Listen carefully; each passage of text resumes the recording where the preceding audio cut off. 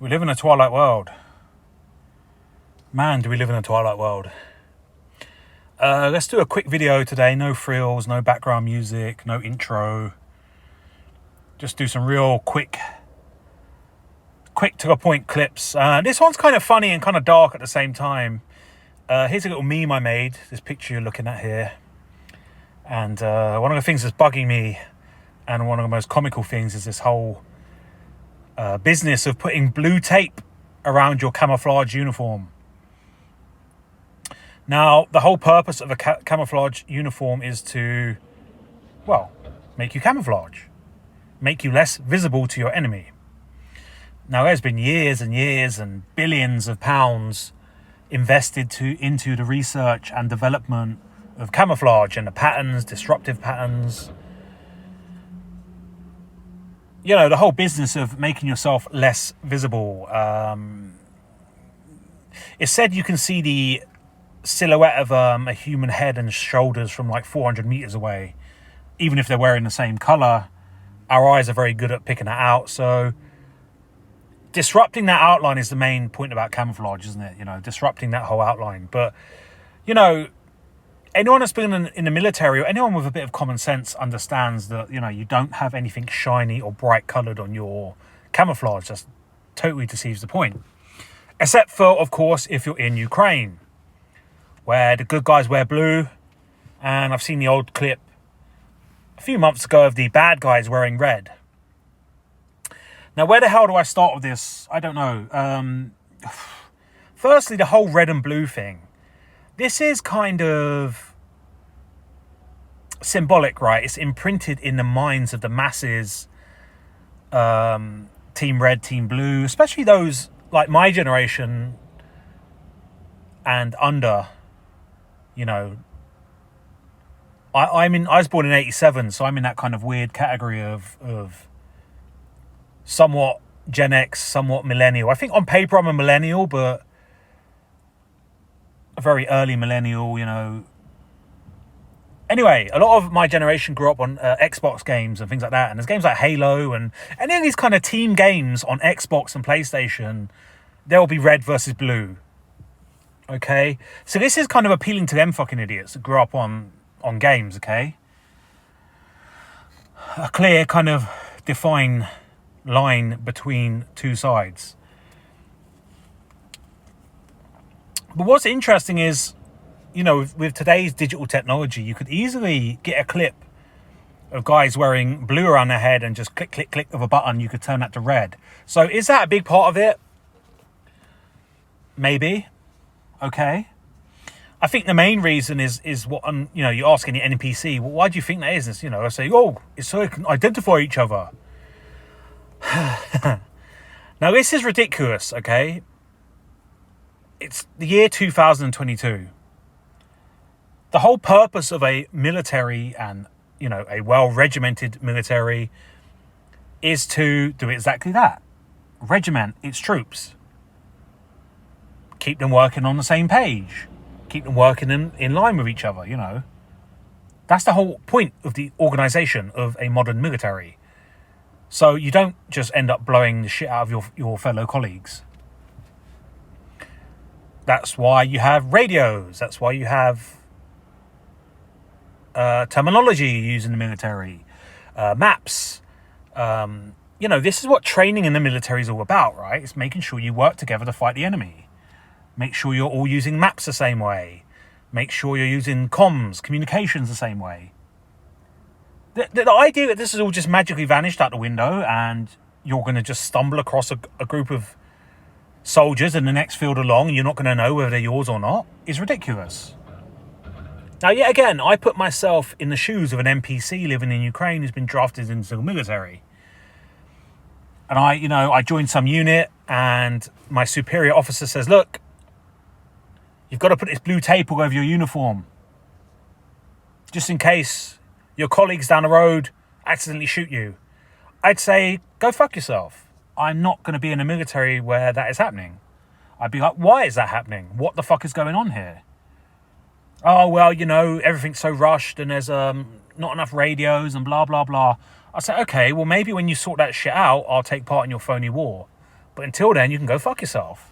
There is no way I'm going to go into a battlefield with bright blue fucking tape all over my uniform. This is absolutely ridiculous. I'm not doing it. I'd refuse to soldier. But of course, this is just nonsense, okay? That is just absolute nonsense. It's purely a visual thing, and mainly for the clowns at home watching. So whenever they turn on the TV, they see the blue hats, they know, yeah, Ukraine. And when they see the red hats, they're like, boo, Russia, boo. Ridiculous. I remember seeing a clip of the so-called airfield attack in... I've forgotten the place. There was like an airfield outside of Kiev, and the footage appeared of like, it was supposed to be Spetsnaz went and took the airfield, and they had because they were Spetsnaz, they had bright silver gaffer tape on their arms. That's right, special forces guys with silver all over their uniform. Absolutely ridiculous. It's just unheard of. It just wouldn't happen in a million years. Unless, of course, you're dealing with a world of NPCs. We are living in an NPC world. Only an NPC would take part in that war. Only an NPC would put blue or red tape on their uniforms. But you know, I'm going to assume that both sides are doing it. Although, as I've said in previous videos, I think the vast majority of the Russian activity in Ukraine is the Wagner militia, Putin's private Wagner group. And Wagner means wagon maker. I'll do a video on that later on, because that's really important, isn't it? They're called the wagon makers, and all they seem to be doing is going around dropping off old Soviet tanks everywhere. They are making... Well, they're not wagon makers, they're more like wagon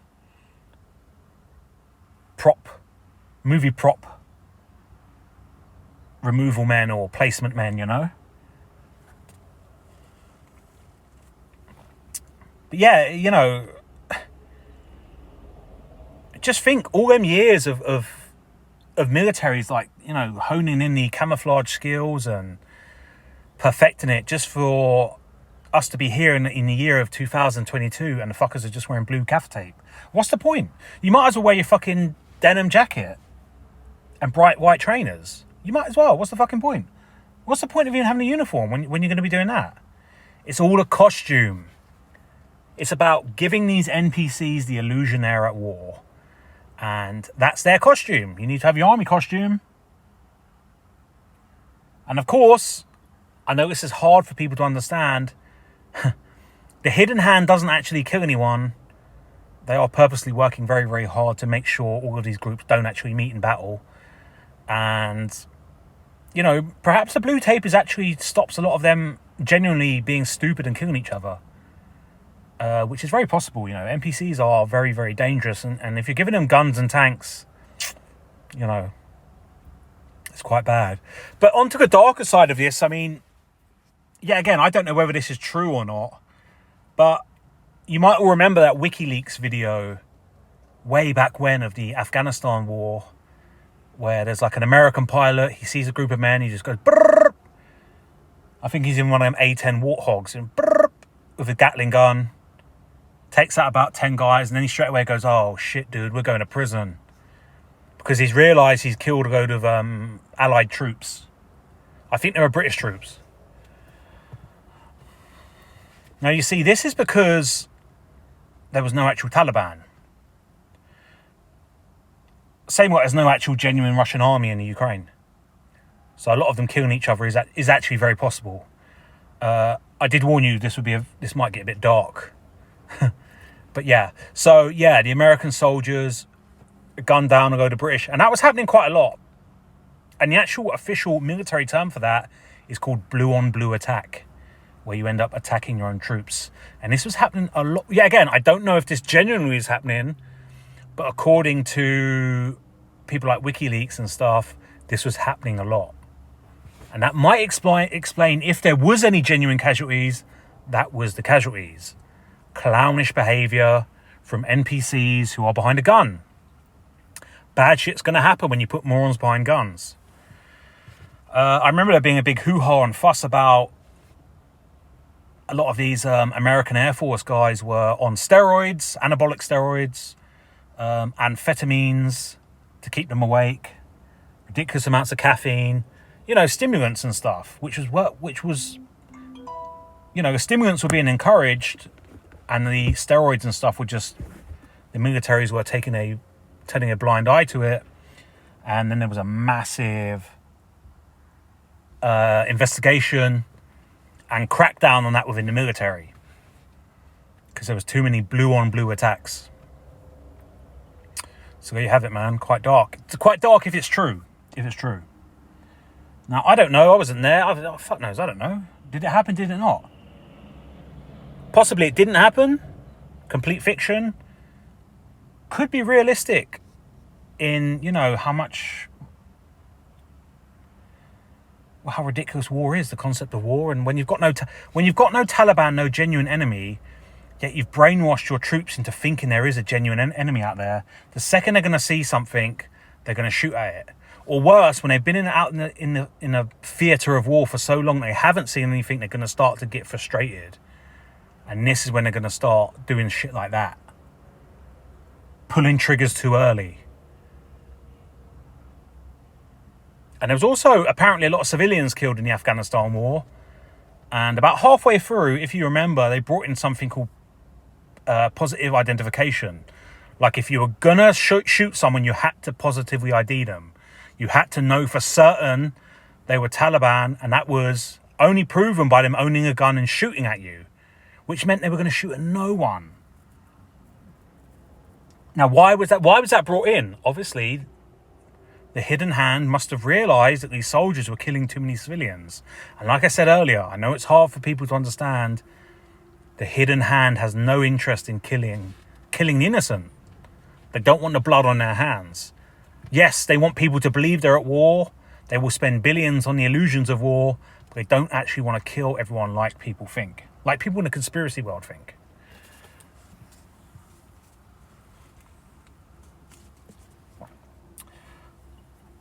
I think the first ever well-known camouflage unit were the Royal Green Jackets in the British military, and their job was to go ahead of the main marching enemy. Now, this was back in the day when very similar to this Ukraine war, like when the British were fighting the French, the British would wear bright red, the French would wear bright blue. This is if we believe the history books. So then the Royal Green Jackets would go ahead, and they were the first kind of commando unit. And they're very famous for having the fastest march in the military. Because yes, they would march ahead, and they would do like hit and run skirmish attacks on the main body of the enemy troops. Guerrilla warfare. And I think obviously at some point someone must have realised, hang on, instead of us doing this clown show of having a big group of people dressed in red and a big group of people dressed in blue slowly marching at each other, shooting each other, which, yeah, again, we don't know if that really happened, if that's just pure fiction. Let's have a huge camouflage guerrilla army just doing skirmish attacks. Then I think it really, really got big in World War I. Yet again, according to the history books. I know the French were the first ones to do the whole fake tree. They would build these fake trees on the front line, and they would hire artists and painters to paint a bit of sheet metal in the same colours as a tree, and they would use this tree as a kind of lookout. Let's see if I can find that on the internet.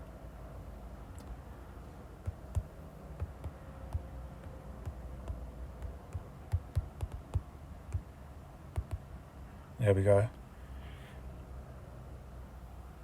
Let's look at some images.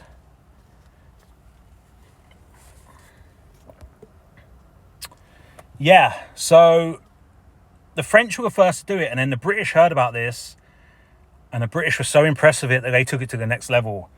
And they were proper focusing on texture, and making them just ultra realistic fake trees.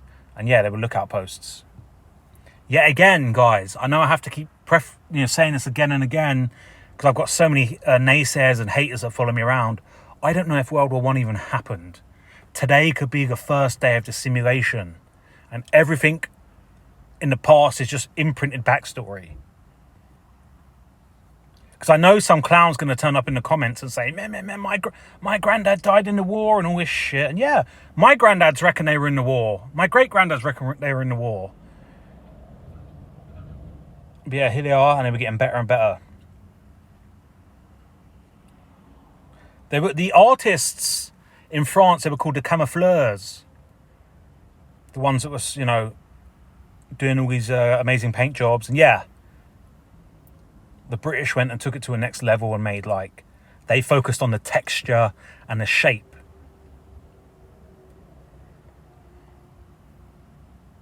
Interesting stuff. But yeah, again, it just sounds like more bullshit to me. More kind of nonsense to keep people busy because there's no actual war going on. And then let's check out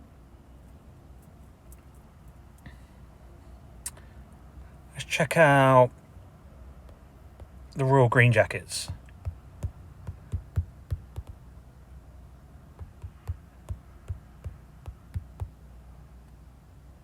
Let's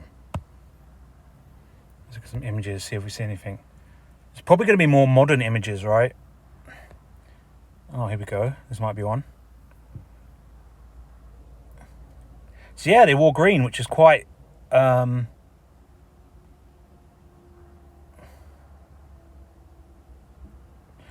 unique at the time, because this is back in the day. There was all the business of wearing really bright coloured uniforms, which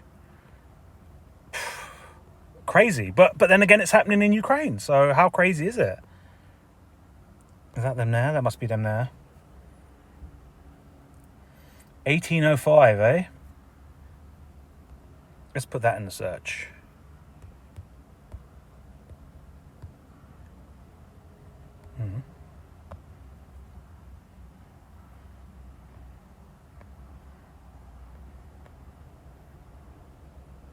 Was that some guy there in his LARPing uniform? Probably.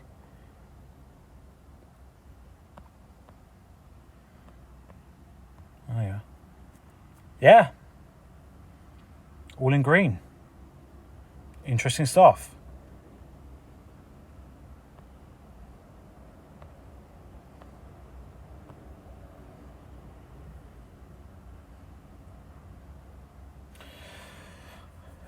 It's quite an interesting picture. And if we look at the middle one here, it says Rifleman, 95th Rifles, 1813. Dressed in all green, the rifleman picked off enemy officers in their brightly coloured uniforms with his highly accurate Baker rifle. Yeah. Interesting stuff. Anyway, that's it for today's recording. We live in a twilight world, there are no friends at dusk.